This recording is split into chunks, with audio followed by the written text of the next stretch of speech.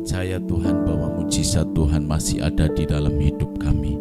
Pagi hari ini biarlah kami semua anak-anak Tuhan boleh mengalami pertolongan, mengalami mujizat di dalam kehidupan kami. Tuhan, oleh karena itu tambahkan iman kami untuk kami makin percaya, makin melekat dan tidak pernah goyah ketika kami menghadapi segala tantangan yang ada di dalam kehidupan kami.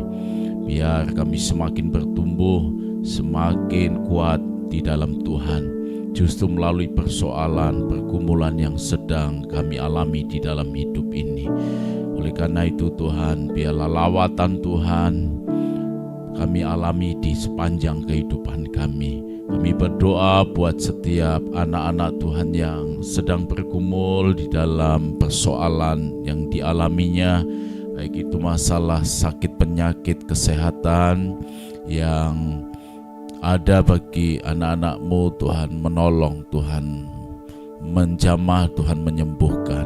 Bagi mereka yang bergumul dengan masalah ekonomi, pekerjaan, bisnis, kiranya Tuhan menolong, biar mereka semua mengalami mujizat Tuhan di dalam usahanya, dalam bisnisnya. Rumah tangga yang bermasalah Tuhan memulihkan dengan kasih Tuhan, sehingga terjadi pemulihan dan bahkan mujizat-mujizat yang ada di dalam kehidupan kami semua. Terima kasih Tuhan. Tuhan tidak pernah tinggalkan kami, Tuhan selalu bersama dengan kami, dan Tuhan nyatakan anugerah di dalam hidup kami ini. Terima kasih Tuhan. Pagi ini kami akan mendengar firman-Mu. Pakai hamba-Mu, urapi kami semua. Dalam nama Tuhan Yesus kami berdoa. Amin. Shalom jemaat Tuhan, dimanapun Anda mengikuti saat teduh pemuridan saat ini. Senang bisa berjumpa kembali dengan Anda pada kesempatan kali ini. Sebelum saya menyampaikan renungan firman Tuhan berkaitan dengan Nothing Impossible for God, saya mengucapkan terima kasih buat kesempatan yang diberikan kepada saya oleh Bapak Gembala Adeolim. Baik Bapak Ibu, saudara sekalian terkasih dalam Kristus, nothing impossible for God. Tidak ada yang tidak mungkin buat Allah. Segala sesuatunya adalah mungkin buat Allah kita, Allah yang menciptakan langit dan bumi. Di dalam Lukas pasal 1 ayat 37, firman Tuhan menyatakan, sebab bagi Allah tidak ada yang mustahil. Kalimat ini diucapkan oleh malaikat Gabriel ketika ia memberitahu pada Maria bahwa Elisabeth saudaranya itu, saudaranya yang mandul itu saat ini sedang mengandung, sedang hamil. Padahal Elisabeth sudah lanjut usianya. Tentu hal ini adalah hal yang mengejutkan buat Maria, tetapi tidak ada yang mustahil buat Tuhan. Malaikat Gabriel menyatakan hal itu, bahwa tidak ada yang mustahil bagi Allah. Ia sanggup membuat seorang wanita yang sudah tua, mandul lagi, bisa mengandung. Dan saat itu malaikat Gabriel menyampaikan pesannya kepada perawan Maria, bahwa perawan Maria akan mengandung Sang Juru Selamat yang bernama Yesus. Bahwa hal itu adalah hal yang mungkin dilakukan Allah karena Dia Maha Kuasa, seperti yang telah dilakukan kepada Elisabeth, sanaknya, saudaranya. Maria menerima pesan itu dan dia mendapati apa yang dikatakan oleh malaikat Gabriel terjadi dalam kehidupannya. Dia melahirkan Yesus Kristus, Juru Selamat dunia itu. Bapak Ibu, saudara sekalian yang terkasih di dalam Kristus, di dalam kehidupan ini kita sangat memerlukan pertolongan. Kita sangat memerlukan bantuan dari Allah yang Maha Kuasa seperti ini. Allah yang mampu melakukan hal-hal yang mustahil menurut pemikiran manusia. Ketika Tuhan mengizinkan pencobaan-pencobaan datang dalam kehidupan kita, tentu ya Allah tentu sudah menyediakan jalan keluar yang terbaik buat kita. Bukankah Alkitab menyatakan dengan jelas di dalam 1 Korintus 10 ayat 13 bahwa pencobaan-pencobaan yang kamu alami ialah pencobaan-pencobaan biasa yang tidak melebihi kekuatan manusia. Sebab Allah setia, dan karena itu Ia tidak akan membiarkan kamu dicobai melampaui kekuatanmu. Pada waktu kamu dicobai, Ia akan memberikan kepadamu jalan keluar sehingga kamu dapat menanggungnya. Ini adalah janji Allah, ya Allah yang Maha Kuasa itu, Allah sang pembuat keajaiban, sang pembuat mujizat itu berjanji bahwa ketika pencobaan datang menerpa hidup kita, Dia akan bertindak setia. Dia akan membantu kita untuk mengatasi segala persoalan tersebut.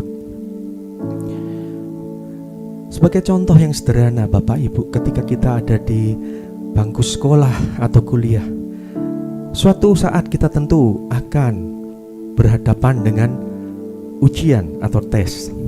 Dan ketika kita menghadapi ujian atau tes itu, ada soal-soal yang ditanyakan.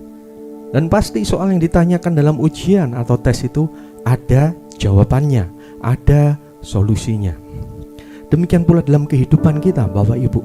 Apapun masalah yang Tuhan izinkan terjadi dalam hidup kita, Tuhan tentu punya jalan keluar yang terbaik buat kita, umat yang dikasihinya. Ya, nothing impossible for God. Tidak ada yang mustahil bagi Tuhan. Ingat, Dia Tuhan, Sang Pencipta alam semesta ini. Ya, Dia hanya dengan firman-Nya Dia bisa menciptakan dari yang tidak ada menjadi ada. Ketika Dia berkata jadilah terang, maka terang itu jadi. Ketika Dia berkata dan berfirman jadilah cakrawala, maka cakrawala itu pun jadi. Dan seterusnya kita bisa dapat itu di dalam kitab Kejadian pasal pertama, bahwa hanya dengan perkataannya, hanya dengan firman-Nya yang berkuasa itu, Tuhan menciptakan alam semesta ini. Nah, Tuhan yang sanggup membuat segala sesuatu ini, bahkan hal-hal yang di luar pemikiran kita, Tuhan itu berjanji mau menyertai kita. Tuhan berjanji untuk menolong kita ketika kita ada dalam persoalan apapun. Bahkan melewati segala kesulitan, kesukaran yang ada, Tuhan dapat mereka-rekakan yang baik untuk mendatangkan berkat buat kehidupan kita, buat keluarga kita, buat bangsa dan negara kita. Bapak Ibu, saudara sekalian terkasih dalam Kristus, ya dikisahkan di kitab Keluaran pasal pertama. Saat itu kondisinya Yusuf anak Yakub sudah mati. Dan kemudian bangkitlah seorang Firaun, ya penguasa kerajaan Mesir yang tidak mengenal Yusuf. Dan dia melupakan jasa-jasa dari Yusuf yang sudah menolong bangsa Mesir, bahkan banyak bangsa-bangsa lain untuk mengatasi kelaparan yang terjadi. Pada saat itu jumlah orang Israel yang ada di kerajaan Mesir bertambah banyak, berlipat-lipat ganda. Dari hanya puluhan orang pada masa Yusuf, sekarang sudah berlipat ganda, banyak sekali. Dan itu sangat mengkhawatirkan Raja Firaun. Firaun menjadi ketakutan, jangan-jangan nanti Israel akan berkhianat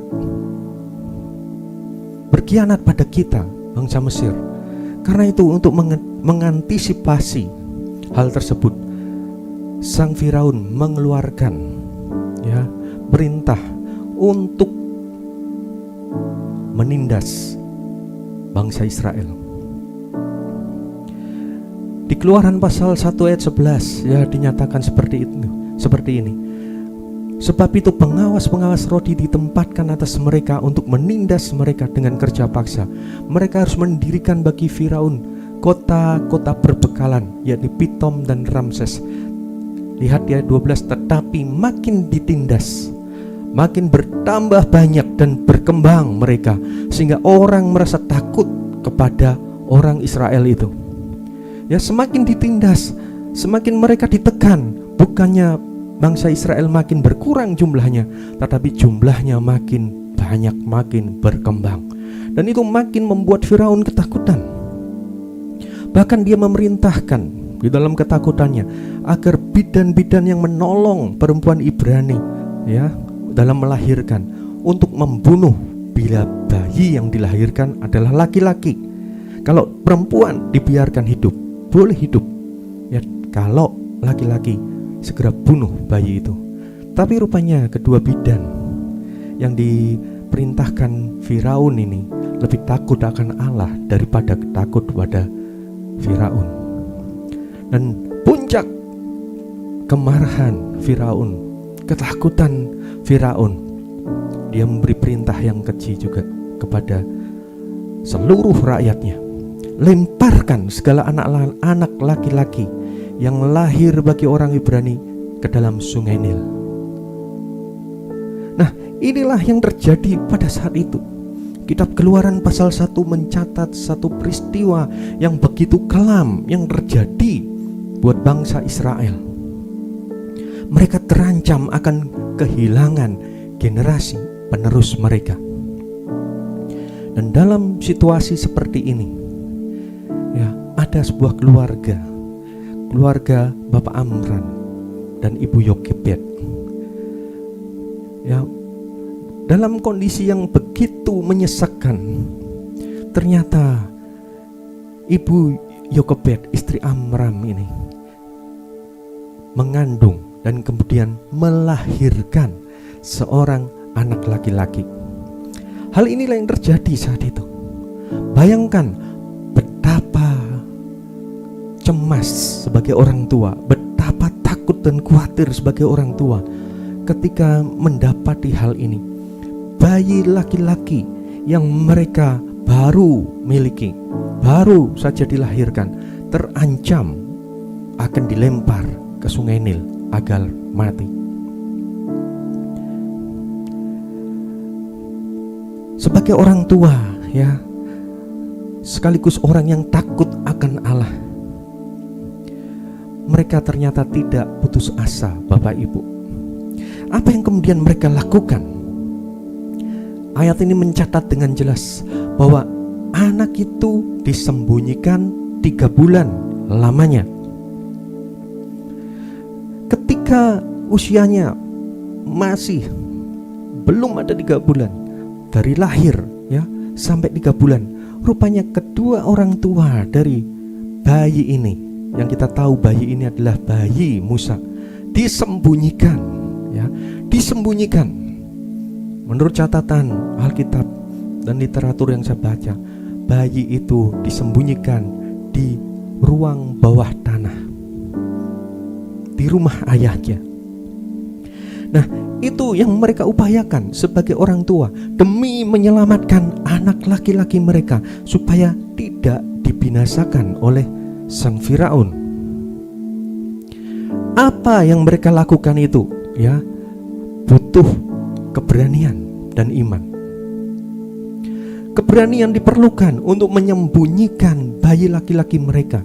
Kalau sampai ketahuan oleh penduduk Mesir, laporkan kepada Firaun, mereka bisa terancam nyawanya. Tetapi mereka adalah orang-orang yang berani. Mereka tidak takut terhadap perintah yang melawan kehendak Allah. Mereka lakukan yang terbaik. Mereka sembunyikan anak laki-laki mereka itu 3 bulan lamanya. Orang yang penakut tidak akan bertindak apa-apa ketika bahaya mengancam. Hanya bisa pasrah, menerima nasib buruk yang akan menerima. Tetapi kita bisa belajar pada saat ini dari Amram dan Yokebed. mereka adalah orang tua yang luar biasa. Ya, mereka tetap berupaya sebaik mungkin untuk melindungi anak mereka. Mereka lakukan itu dengan penuh keberanian. Bukannya mereka tidak punya takut, tetapi orang yang berani, meskipun ada rasa takut, mereka tetap bertindak, melangkah untuk mengatasi persoalan yang ada. Dan itu yang dilakukan oleh Yokebed bersama dengan suaminya Amram. Sambil mereka lakukan apa yang mereka bisa lakukan, saya percaya mereka berdoa kepada Tuhan. Mereka percaya bahwa Tuhan Allah yang mereka sembah, penguasa langit dan bumi, akan menolong mereka, akan melindungi bayi itu dengan cara-cara yang luar biasa. Dan itulah yang dilakukan oleh Amram dan Yokebed. Mereka memiliki keberanian, mereka memiliki iman untuk bertindak. Apa yang bisa mereka lakukan, mereka upayakan, ya, mereka lakukan untuk menyelamatkan anak laki-laki mereka dari bahaya untuk dibunuh dengan cara dilempar ke sungai Nil. Tetapi Bapak Ibu, rupanya permasalahan tidak berhenti di sini. Tentu ya, dengan seiring waktu, ketika bayi mereka bertambah besar, tentu bayi yang usianya makin bertambah, kekuatannya juga makin besar, tangisnya juga akan makin kencang. Jadi mereka tidak mungkin sembunyikan lagi bayi itu di dalam rumah. Nah, itu yang dicatat di dalam Alkitab.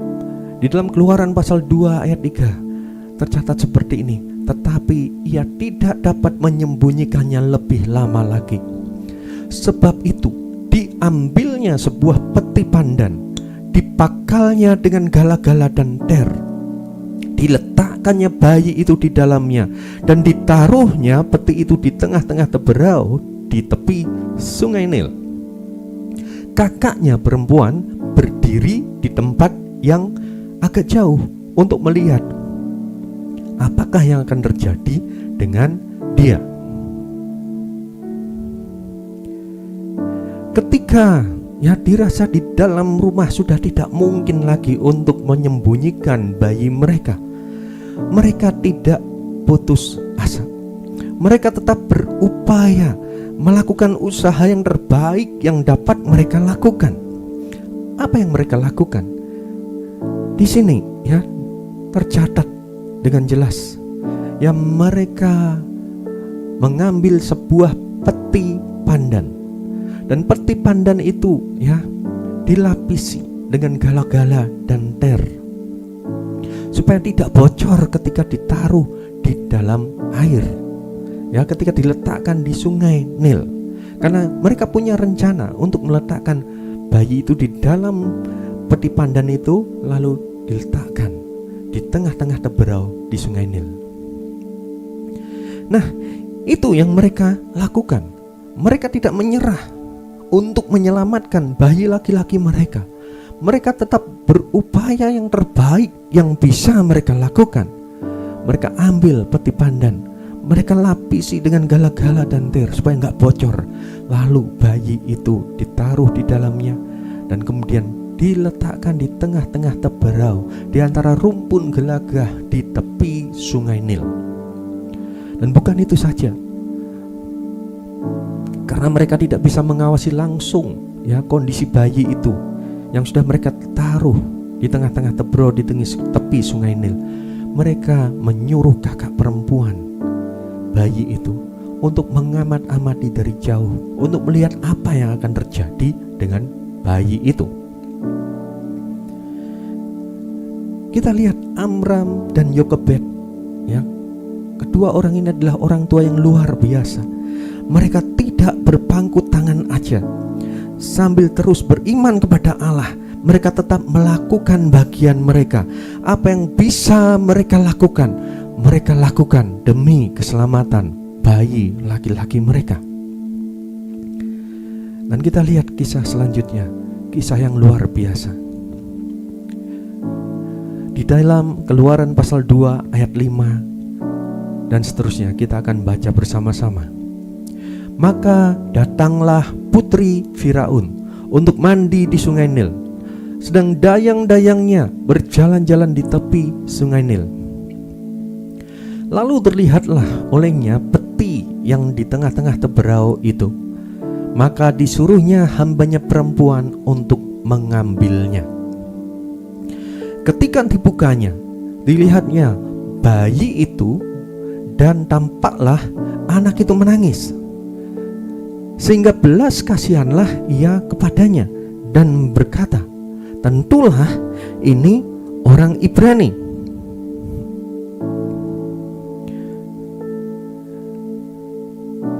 Sampai di sini dulu.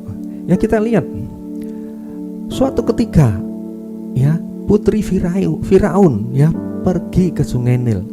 Ya, dia mau mandi. Tapi ya dia melihat ada peti ya di tengah-tengah teberau. Dan karena penasaran, dia suruh dayang-dayangnya untuk mengambil peti itu. Disuruhnya dayang-dayangnya untuk membuka peti itu, dan didapati ada bayi ya, ada anak laki-laki menangis. Dan dia berkata dengan tepat, tentu ini bayi orang Ibrani. Wah, kalau lihat situasi seperti ini, bukankah ada perintah dari sang raja Firaun untuk membinasakan setiap bayi laki-laki yang lahir buat orang Ibrani, orang Israel? Nah, ini yang menemukan bayi itu adalah putri Firaun.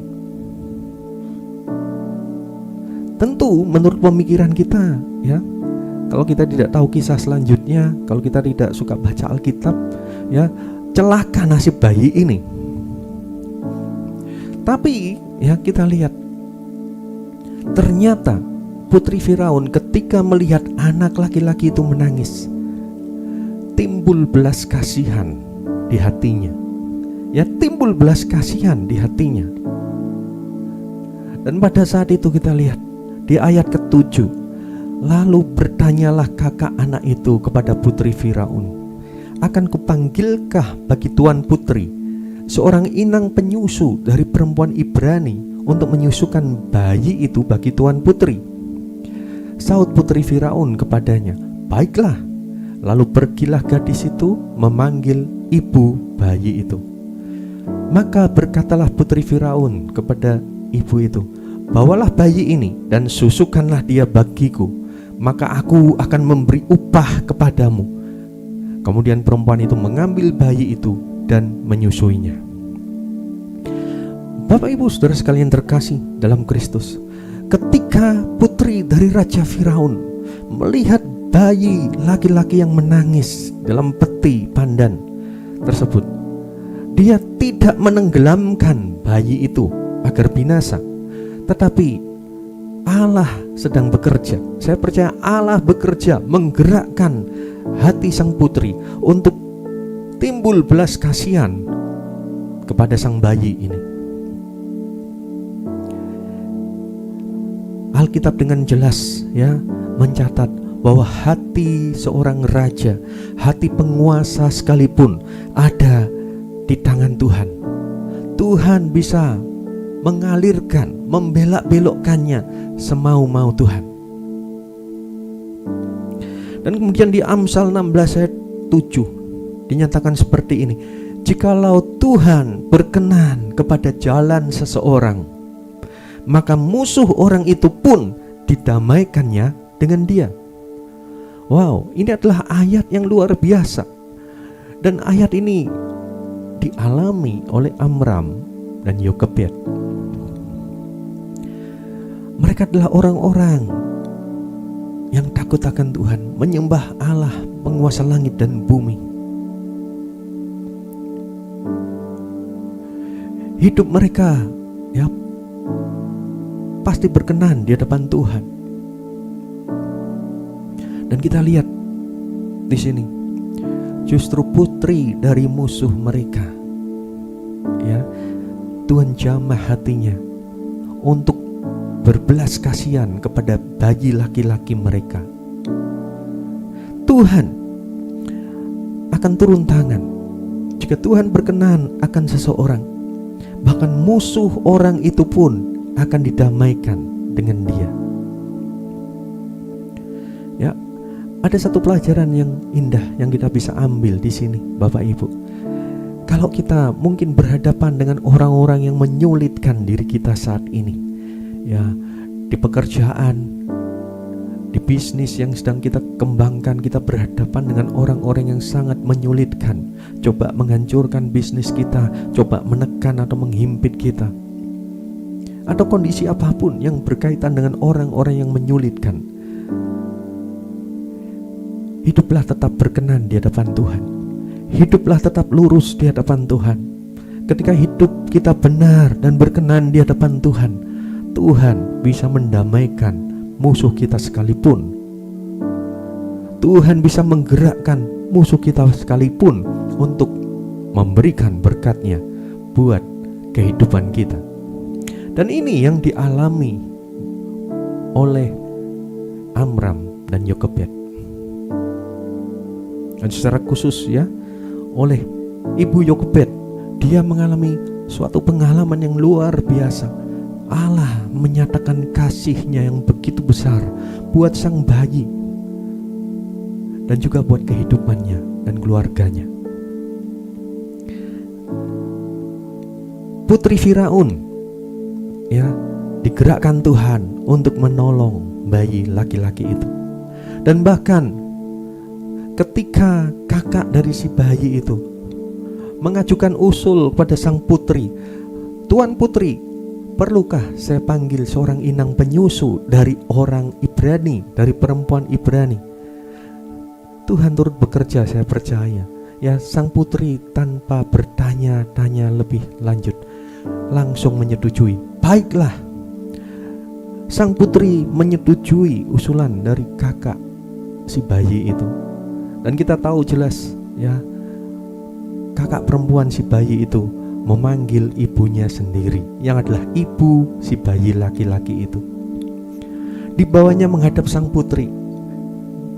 Dan putri Firaun berkata kepada ibu bayi itu, "Bawa bayi ini dan susui dia bagiku. Aku akan memberi upah kepadamu." Bayangkan Bapak Ibu, Ibu Yokebed yang begitu khawatir, takut kehilangan bayinya, dan dia sudah mengupayakan berbagai macam cara untuk menyelamatkan bayi itu bersama dengan Amram suaminya. Tetapi bayi itu justru ditemukan oleh putri Firaun. Tapi bukannya bayi itu dibunuh, bayi itu malah diselamatkan oleh putri Firaun. Bahkan putri Firaun itu menyuruh dia untuk merawat bayi itu, untuk menyusui bayi itu, untuk membesarkan bayi itu. Ingat tadi ya, orang Israel ada dalam perbudakan, diperbudak oleh bangsa Mesir. Tetapi ketika ibu bayi ini, Yokebed, ya diminta oleh putri Firaun untuk membesarkan bayi laki-laki yang ditemukan di sungai Nil itu, yang kita tahu itu adalah anak dari ibu itu. Malahan putri Firaun akan memberikan upah. Ya, memberikan upah. Dan upahnya tidak kecil, Bapak Ibu. Saya baca buku ketika mempersiapkan khotbah ini.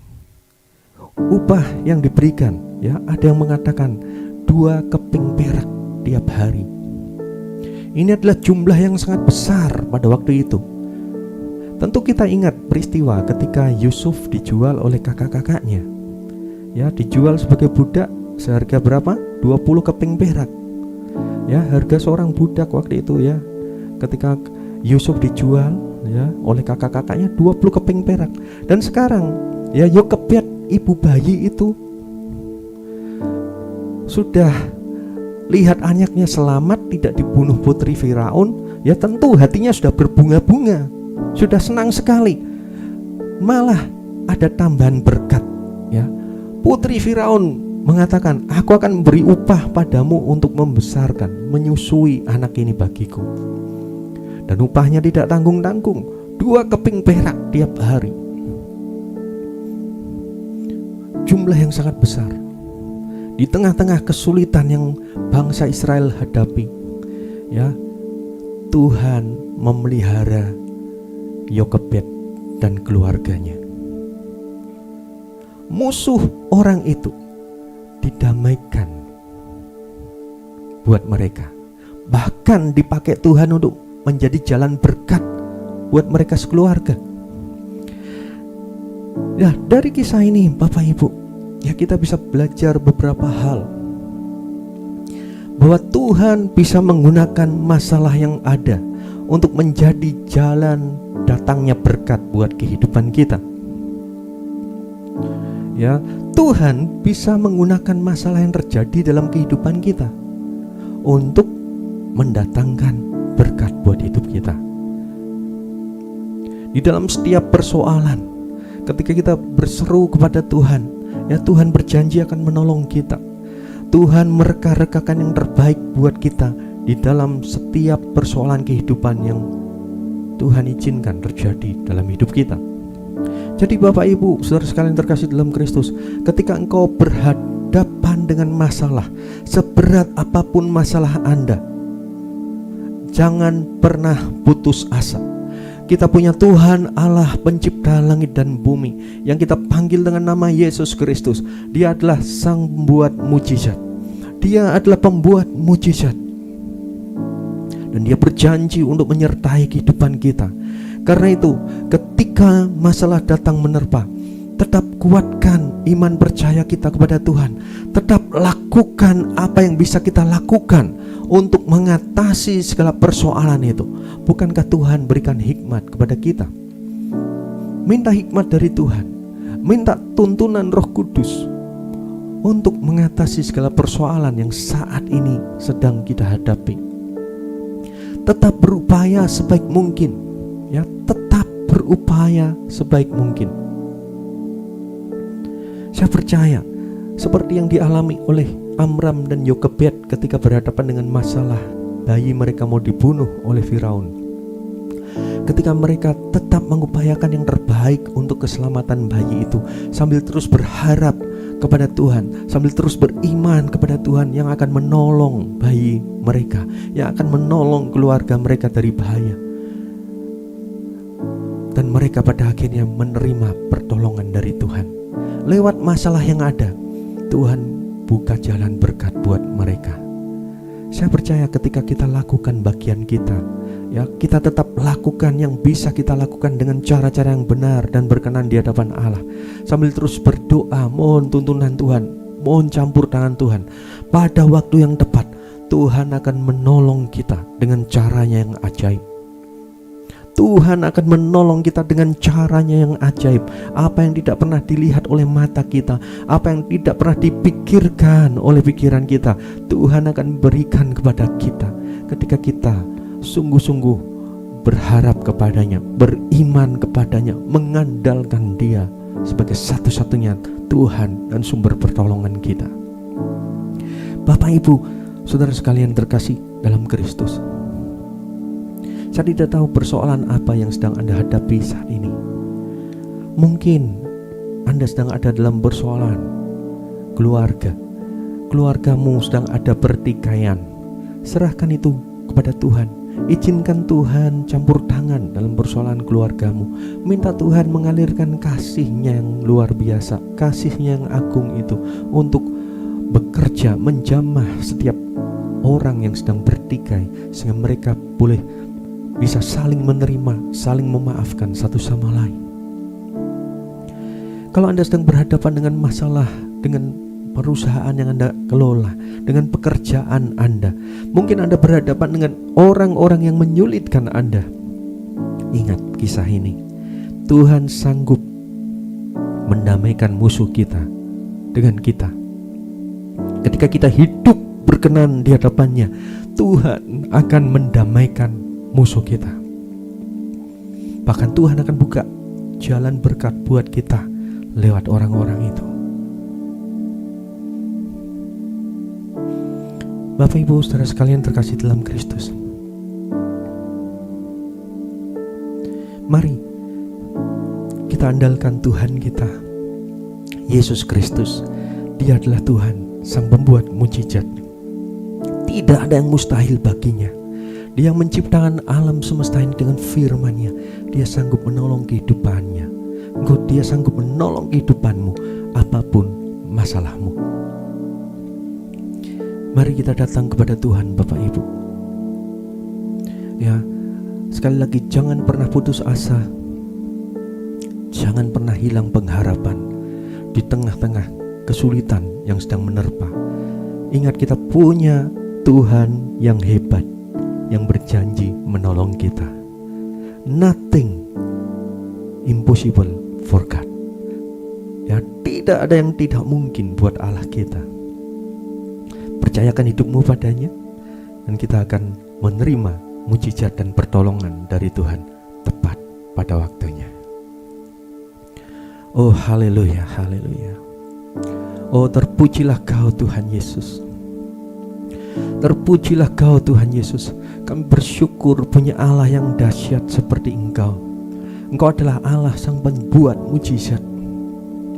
Engkau Allah yang menciptakan alam semesta ini hanya dengan firman-Mu. Engkau Allah yang dapat kami andalkan ya Tuhan. Kami percayakan kehidupan kami hanya kepadamu. Tuhan, Engkau melihat segala persoalan yang kami hadapi saat ini. Sesuai dengan firman-Mu Tuhan, ketika kami mengandalkan Engkau, ketika kami tetap percaya kepadamu, kami tetap mengupayakan hal-hal yang terbaik yang dapat kami lakukan dengan tidak putus asa. Kami percaya Engkau akan menolong kami pada waktu yang tepat. Karena itu Tuhan, kuatkan iman percaya kami kepadamu. Dan tolong kami Tuhan, tolong kami untuk boleh bersandar penuh kepadamu, melakukan segala sesuatu dengan cara yang benar, meskipun rasanya sulit buat tubuh kedagingan kami ini. Bantu kami berjalan dalam kebenaran-Mu. Tolong tanamkan firman-Mu ini dalam hati kami Tuhan. Tanamkan firman-Mu dalam hati kami, dan tolong kami untuk jadi pelaku-pelaku firman-Mu yang taat dan setia. Terima kasih Tuhan Yesus. Terima kasih. Berkati semua pelayan-pelayan-Mu yang sudah terlibat dalam satu pemuritan pada hari ini. Bila kasih karunia rahmat-Mu yang besar turun atas kami. Engkau melihat segala persoalan yang kami hadapi. Engkau melihat apa keperluan kami. Engkau Allah Sang Pembuat mujizat. Engkau yang berjanji menyertai kami, akan menolong dan menyertai kami. Engkau akan memberkati kami sesuai dengan keperluan kami masing-masing. Engkau bahkan menyediakan yang terbaik buat kami yang percaya dan berharap kepadamu. Terima kasih Tuhan. Saat ini kami berdoa Tuhan, kalau ada umat-Mu yang saat ini sedang sakit, sedang dalam persoalan apapun, kami mohon Engkau mengulurkan tangan kasih-Mu buat mereka yang sedang lemah tubuh dan sakit, buat mereka yang sedang dalam persoalan apapun. Bila tangan-Mu yang berkuasa itu menjamah mereka, sembuhkan yang lemah dan sembuhkan yang sakit, kuatkan yang lemah Tuhan. Dan ketika ada di antara mereka dalam persoalan apapun, berikan jalan keluar, berikan kekuatan pada mereka untuk tetap melangkah, untuk melakukan yang terbaik, sementara Engkau menyiapkan pertolongan tepat pada waktunya buat mereka. Terima kasih Tuhan Yesus. Terima kasih buat kebaikan-Mu buat kami semua. Kami serahkan kehidupan kami ya Tuhan sepanjang hari ini dalam tangan kasih Tuhan. Ketika kami dalam pekerjaan, dalam urusan pribadi, rumah tangga, dalam urusan pelayanan, dalam urusan pendidikan kami, urusan apapun yang kami lakukan sepanjang hari ini, Tuhan, ketika kami belajar untuk taat melakukan kehendak-Mu sesuai janji-Mu, biarlah Engkau buat kami berhasil dan beruntung dalam segala hal, sehingga hidup kami diberkati Tuhan dan boleh menjadi berkat buat sesama, buat kemuliaan nama-Mu. Terima kasih Tuhan Yesus. Terima kasih buat kebaikan-Mu. Kami akan jalani hari ini dengan Engkau tudungi kami dengan kuasa darah-Mu, sehingga tidak ada satupun yang dapat mencelakai kami. Terima kasih Tuhan. Segala puji syukur hanya bagi-Mu Tuhan Yesus Kristus. Doa Bapa kami. Bapa kami yang di sorga, dikuduskanlah nama-Mu, datanglah kerajaan-Mu, jadilah kehendak-Mu di bumi seperti di sorga. berikanlah kami pada hari ini makanan kami yang secukupnya, dan ampunilah kami akan kesalahan kami, seperti kami juga mengampuni orang yang bersalah kepada kami. Dan janganlah membawa kami ke dalam pencobaan, tetapi lepaskanlah kami daripada yang jahat. Karena Engkaulah yang mempunyai kerajaan dan kuasa dan kemuliaan sampai selama-lamanya. Amin. Selamat beraktivitas Bapak Ibu Saudara, Tuhan Yesus memberkati.